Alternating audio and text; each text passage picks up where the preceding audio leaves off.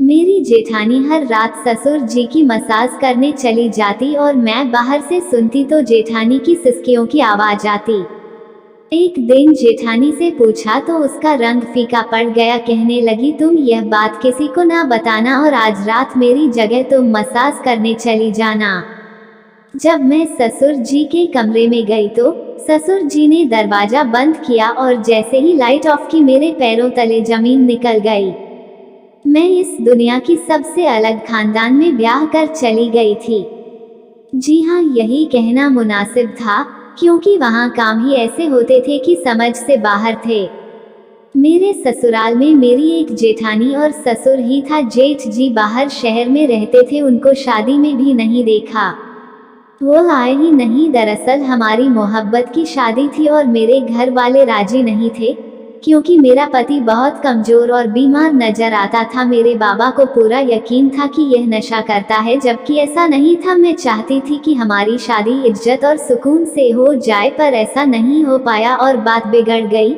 मेरे घर वालों ने मेरे पति से कहा कि 3 दिन है तुम्हारे पास, इसको निकाह करके ले जाओ, वरना चौथे दिन हम इसकी शादी इसकी कजन से करवा देंगे। पति ने हाथ पांव मारे, दोस्तों की मदद ली और मेरी शादी हो गई। बाबा ने कहा कि तुम्हारे लिए आज से इस घर के दरवाजे बंद हैं। मैं हैरान तब हुई जब पापा भी शादी में खुशी खुशी आए और वलीमा भी हुआ। वह बिल्कुल भी नाराज नहीं हुए, कहते थे कि मोहब्बत करना गुनाह नहीं है। मेरी शादी पर ही मैं अपनी जेठानी से मिली। उसने मुझे तसल्ली दी और कहा कि सब ठीक हो जाएगा। अब मेरा पति दिन रात में राहत करने लगा, क्योंकि अब हमें पैसों की जरूरत थी और वो सुबह जाता तो रात को ही वापस आता। ऐसे में घर में सिर्फ मैं और मेरी जेठानी ही थे। एक दिन मैंने कुछ बहुत ही अजीब देखा। रात होते ही मेरी जेठानी सारा काम खत्म करने के बाद मेरे ससुर के कमरे में जा रही थी। उसके हाथ में तेल की एक प्याली थी। मैं यह मंजर देखकर बड़ी हैरान हुई। वो अंदर गई और उसके बाद उसने दरवाजा बंद कर दिया। मैं हैरान रह गई कि भला इस वक्त उसका अंदर क्या काम है और यह तेल लेकर अंदर क्यों गई है। कुछ देर में वहां खड़ी रही कि शायद तेल देने गई होंगी और दरवाजा गलती से बंद हो गया होगा। अभी वह वापस आ जाएगी, लेकिन वह वापस नहीं आई। 15 से 20 मिनट गुजर गए, वापस नहीं आई। कुछ देर बाद मेरे पति आ गया। मैंने उसके लिए रात का खाना गर्म किया, फिर हमने साथ बैठकर खाना खाया। थोड़ी देर के बाद उसने मुझे चाय बनाने को कह दिया। मैं चाय बनाने के लिए दोबारा किचन में गई, तब भी मैंने देखा कि जेठानी अपने कमरे में नहीं थी और ससुर के कमरे की लाइट भी ऑफ हो चुकी थी। इसका मतलब वह सो चुके थे। फिर मैं चाय बनाकर वापस आ गई तो बर्तन रखने के लिए जब दोबारा आई, तब भी मैंने देखा यही सिलसिला जारी था। खैर, चौकीदार बनकर तो नहीं बैठ सकती थी और कुछ कर भी नहीं सकती थी। मैं अपने कमरे में आ गई। सुबह मैंने अपनी जेठानी से पूछना चाहा, लेकिन हिम्मत नहीं हो रही थी। अगले दिन फिर से यही होने लगा। वह फिर रात होते ही सारे काम खत्म करके काफी जल्दी में नजर आ रही थी। जब उसको लगा कि सारे घर वाले सो गए हैं तो वह तेल लेकर मेरे ससुर के कमरे में चली गई। मैं काफी देर तक जाग रही थी, क्योंकि मेरा पति देर से आता था। दरवाजा बंद होने वाली बात ने मुझे बहुत ज्यादा परेशान किया था। मैं आहिस्ता आहिस्ता चलती हुई कमरे के पास गई। मेरे कदम बहुत ही धीरे धीरे आगे बढ़ रहे थे और कान जरूरत से ज्यादा ही खुले हुए थे। छोटे मोटे शोर की आवाज पर भी मेरी आंखें इधर उधर देखना शुरू हो जाती थी, लेकिन फिर मैंने ऐसी आवाज सुनी जिनको सुनकर मैं हैरान रह गई। कमरे से मेरी जेठानी की सिसकियों की आवाज आ रही थी। मैंने अपने कानों को हाथ लगा लिया। मैं बुरी तरह हैरान रह गई कि यह सब क्या हो रहा है। पहले मुझे लगा कि मेरा वहम है, लेकिन मैंने बकायदा आवाज सुनी और अब तो मैं पूरा यकीन के साथ यह बात कह सकती थी कि जो कुछ भी हो रहा था। मैं दरवाजे पर दस्तक देने लगी कि लाइट ऑन हो गई और मैं डर गई कि लगता है कोई बाहर आ रहा है। मैं वापस अपने कमरे में आ गई। सोचा अपने पति से बात करूं, लेकिन उसको यह सब कुछ नहीं बताया। अगले दिन अपनी जेठानी से ही बात करने के बारे में सोचा। वह मेरे सामने बैठी सब्जी काट रही थी और मैं बर्तन धो रही थी। मैंने कहा कि रात को तुम ससुर जी के कमरे में क्या करने गई थी। तुम्हारे हाथ में तेल था और तुमने दरवाजा बंद कर दिया। मेरी जेठानी तो हैरान रह गई, उसको मुझसे इस तरह की बात सुनने की उम्मीद नहीं थी। कहने लगी कि उनके पाँव में दर्द था तो मैं उनके पैरों पर तेल लगाने के लिए गई थी। मैंने कहा चलो, मान लिया कि तेल लगाने के लिए गई थी, लेकिन दरवाजा बंद करने की क्या जरूरत थी, और तुम तो अंदर जाकर बैठ ही गई थी। मैं 2-3 दफा चक्कर लगाने आई तो मैंने देखा कि तुम कमरे में थी ही नहीं। मेरी जेठानी ने मुझसे झूठ बोल दिया कि मैं कमरे में नहीं थी, बाथरूम में थी, इसलिए तुम्हें नजर नहीं आई होंगी। मेरी जेठानी मुझसे नजर नहीं मिला पा रही थी, वह अपने काम में फिर मशरूफ हो गई। मैंने कहा कि क्या हुआ था तुम्हारी तबीयत को, तो वे झुंझला कर बोली, क्यों तुम इतनी सी बात का कीमा बना रही हो। छोड़ो यह सब बात, आज बहुत ज्यादा गर्मी है और तुम हो कि इतने सारे सवाल कर रही हो। उसने बात का रुख दूसरी तरफ कर दिया था, लेकिन मुझे अंदाजा लगाना था, मैंने लगा लिया। मेरी एक बहुत ही करीबी दोस्त थी, जब मैंने उसको यह सब कुछ बताया तो उसने इस बात को सुनकर अपने कानों पर हाथ लगाकर बोली कि पागल तो नहीं हो गई हो, जाहिर है वहां पर क्या हो रहा होगा, तुम्हें पता करना चाहिए। मेरी जेठानी भी बड़ी अजीब तरह की औरत थी, चुप चुप रहती थी और बहुत ही खुले कपड़े पहनती थी। एक तरफ कहती थी कि मुझे गर्मी लग रही है और दूसरी तरफ इतने लंबे और मोटे कपड़े पहनती थी, तब उसको गर्मी नहीं लगती थी क्या? कोई ना कोई गड़बड़ जरूर थी। एक दिन हमारे घर में एक रिश्तेदार आई हुई थी, उससे बातों बातों में मैंने बातें की तो उसने कहा कि तुम्हारा पति भी शादी से पहले बाहर के मुल्क जाना चाहता था, लेकिन उसके बाप ने जाने नहीं दिया। मैंने कहा कि मेरा पति बाहर नहीं जाए तो ही अच्छा है, मैं उससे बहुत मोहब्बत करती हूँ। उन्होंने कहा कि हाँ, तुम्हारी जेठानी का भी तो पति बाहर होता है, बेचारी कितनी उदास होती है। मैंने कहा कि नहीं, उदास तो नहीं होती, बिल्कुल नॉर्मल रहती हैं, तैयार भी होती हैं, हाथों में चूड़ियां भी पहनती हैं। तो कहने लगी कि नहीं, ऐसा तो नहीं, हमने तो उसे बड़ा ही उदास देखा है। वैसे ही वह बहुत खूबसूरत हैं। मैंने कहा खूबसूरत तो बहुत हैं, ऐसे में पति पास ना हो तो इंसान तैयार होकर किसको दिखाता है, लेकिन उसका दिल करता हो कि वह तैयार होना चाहिए, अच्छी बात है। इंसान को अपने लिए भी तैयार होना चाहिए, सिर्फ पति के लिए औरत क्यों तैयार हो, वह अपने लिए भी तैयार हो सकती है, ताकि अपने आप को खूबसूरत देखकर उसको खुशी मिल सके। मेरी जेठानी को देखकर बिल्कुल भी नहीं लगता था कि उसका पति बाहर है, ना उस घर में मेरे जेठ की कोई बात होती थी, ना ही उसका कोई नाम लेता था, ना मैंने उसकी कोई तस्वीर देखी थी। जेठानी को भी कभी अपने पति से फोन पर बात करते हुए नहीं देखा था। अगर पति बाहर था तो फोन तो करता ही होगा, और यहाँ तक कि मेरे ससुर यह भी नहीं कहते थे कि बेटा बाहर है। एक दफा हम सब खाना खा रहे थे तो मेरे ससुर ने कहा, अल्लाह ने एक ही बेटा दिया है और यह सारा कुछ उसी का तो है। साथ ही वह खांसने लगे। मैंने कहा कि अब्बू, आपका एक और बेटा भी तो है। कहने लगे कि हाँ, एक और बेटा भी है, गलती हो गई मुझसे, बाप थोड़ी ना अपनी औलाद को भूल सकता है। मैं तो मजाक कर रहा था। मैं हैरान हो गई कि कैसे भूल गए। मेरे पति ने भी अजीब सा चेहरा बना लिया और जेठानी भी इधर उधर देखने लगी।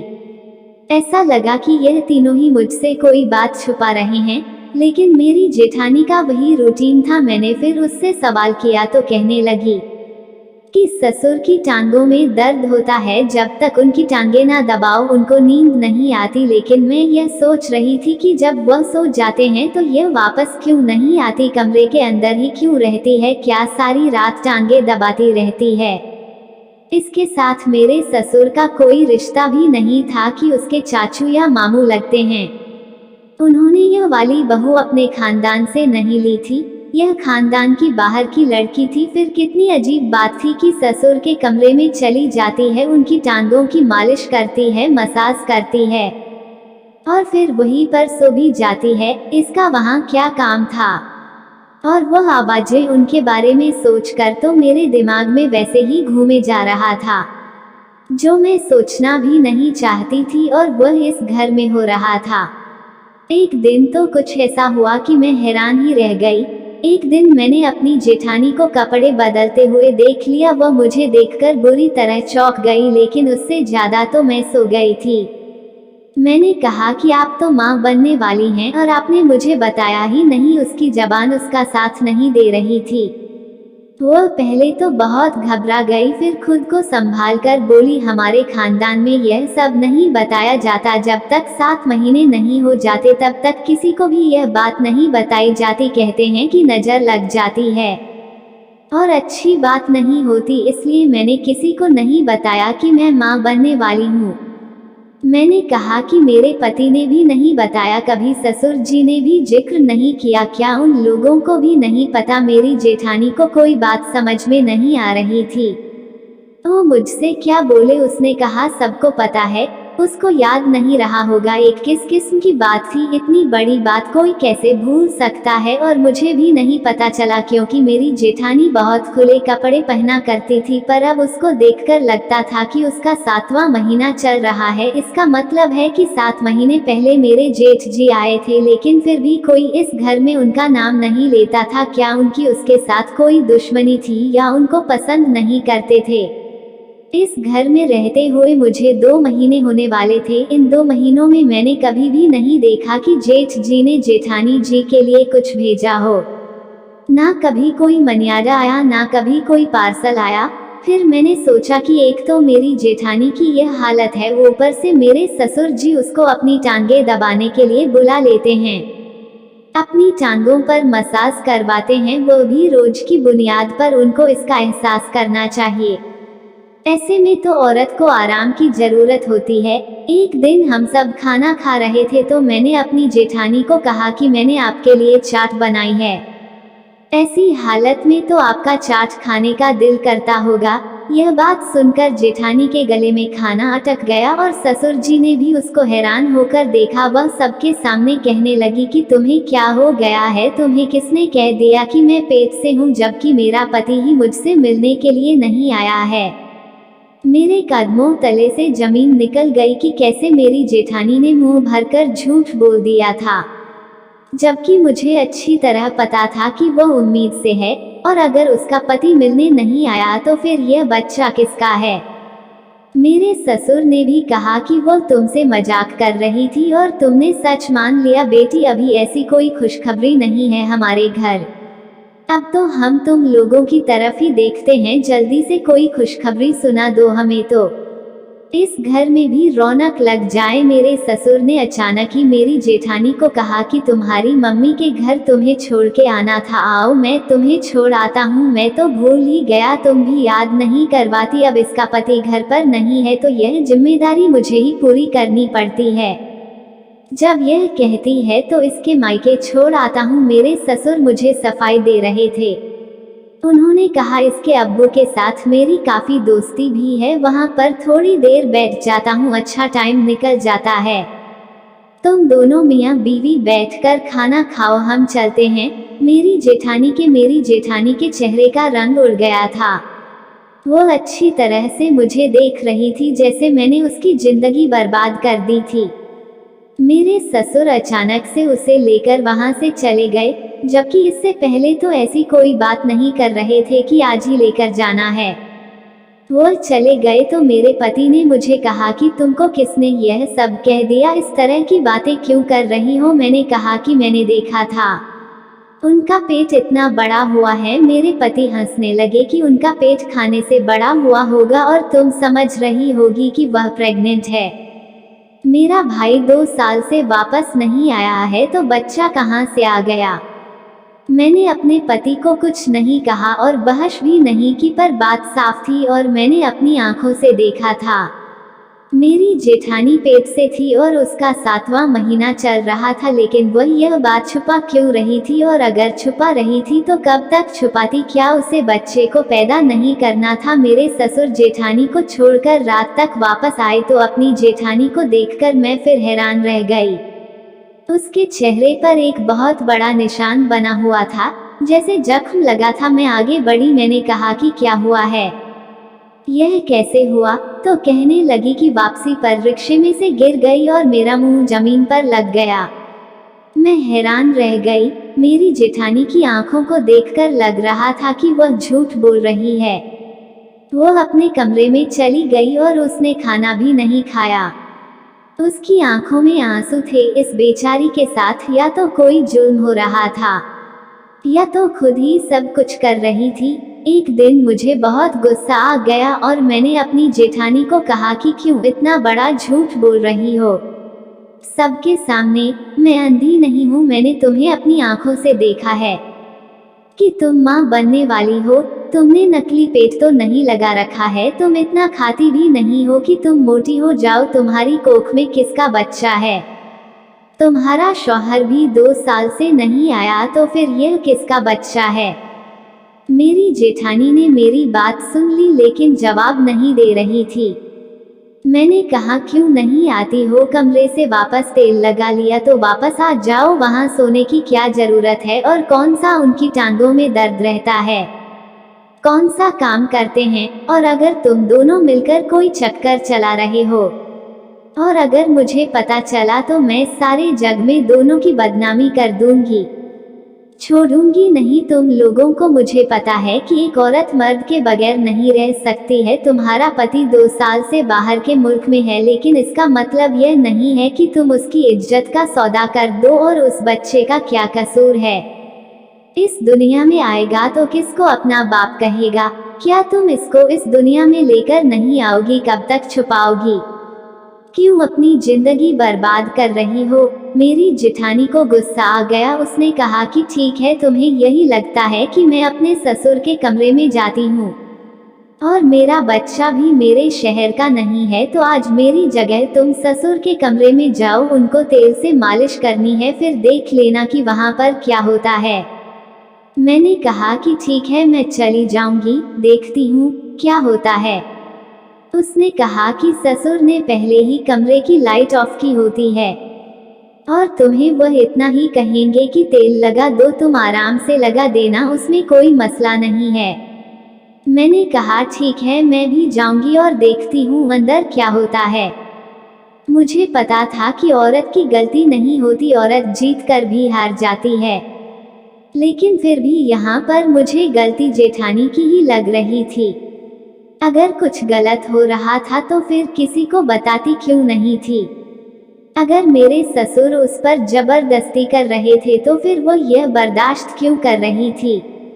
अपने पति से बात क्यों नहीं करती थी? वो मेरे पति को बताती और किसी को नहीं तो मुझे बता देती, मैं उसकी मदद करती। जिस किस्म की आवाज मैंने सुनी थी, मुझे अपनी जेठानी पर भी शक हो रहा था। मेरा पति तो वैसे ही देर से आता था और मेरे ससुर 9 बजे ही सो जाते थे, इसलिए मेरी जेठानी ने मुझे कहा कि जाओ, आज तुम चली जाओ। मैंने देखा कमरे की लाइट पहले से ही ऑफ थी। मैंने हाथ में तेल का प्याला पकड़ा और अंदर दाखिल हो गई।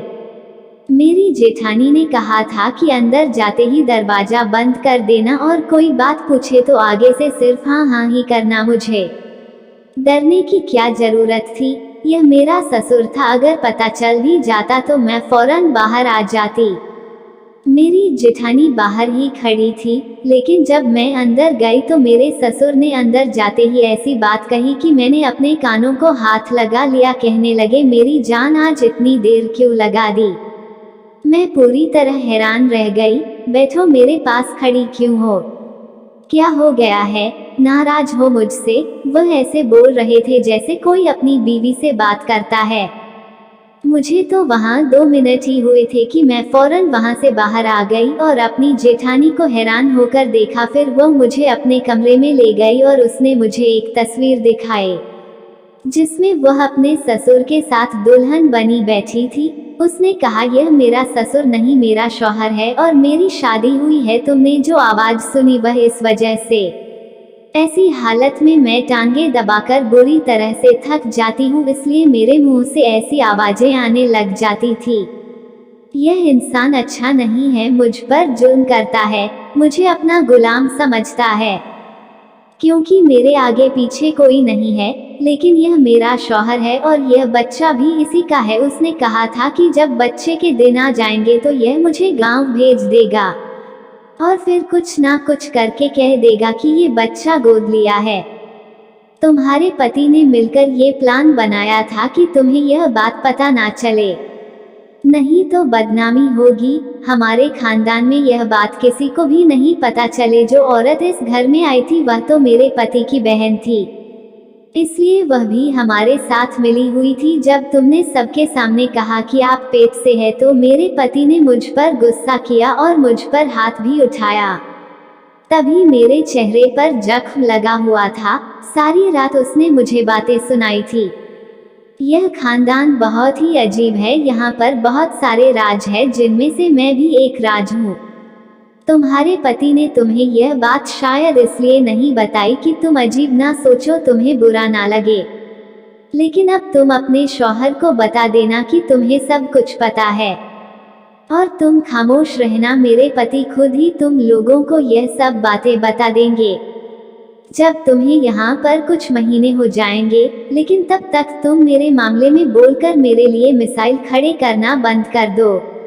इसलिए आज मैंने तुम्हें अपनी जगह कमरे में भेजा था कि तुम्हें यकीन हो जाए। मैंने अपनी जेठानी से माफ़ी मांगी और उससे वादा किया कि आइंदा ऐसी कोई बात नहीं करूँगी, क्योंकि मेरी वजह से उसकी ज़िंदगी पर असर पड़ रहे थे। उसके बाद मैंने अपने पति को यह बात बता दी, वह भी शर्मिंदा हो गया। उसने कहा कि पहले ही तुम अपना सब कुछ छोड़कर यहाँ पर आई थी। मैं नहीं चाहता था कि तुम यह सोचो कि मैं किस किस्म के लोगों में आ गई हूँ। मेरे बाबा ने इस लड़की से मोहब्बत की शादी की है, इसलिए तो हमारी मोहब्बत के खिलाफ नहीं थे। तुम उनको उनके हाल पर छोड़ दो और मेरे साथ अपनी जिंदगी गुजारो। मैंने ऐसा ही किया। ससुर के यहाँ बेटी पैदा हुई तो फिर उनके अंदर भी थोड़ी सी शर्म आई, क्योंकि पहले उनकी कोई बेटी नहीं थी। अब वह लोग अच्छे तरीके से रहते हैं और मेरे ससुर अपनी बीवी का ख्याल भी रखते हैं। हम लोग भी इसी तरह अपनी जिंदगी गुजार रहे थे और वे लोग अपनी जिंदगी में मस्त रहते थे। हम लोग अपनी जिंदगी में यहाँ तक कि चूल्हा भी अलग कर दिया था और अब तो हमारा उनसे बिल्कुल ही वास्ता खत्म हो गया है। मेरे पति ने मेरे से यह बात छुपाई थी कि मेरे ससुर और मेरी जेठानी पति पत्नी हैं, क्योंकि उन्हें ऐसा लगता था कि यह सब सच मेरे को पता चलेगा तो मैं उनको छोड़कर चली जाऊंगी। मेरे पति बहुत अच्छे इंसान हैं, मुझसे बहुत मोहब्बत करते हैं, मेरे लिए बहुत ही परिश्रम करते हैं। मेरे लिए इतना ही काफ़ी है।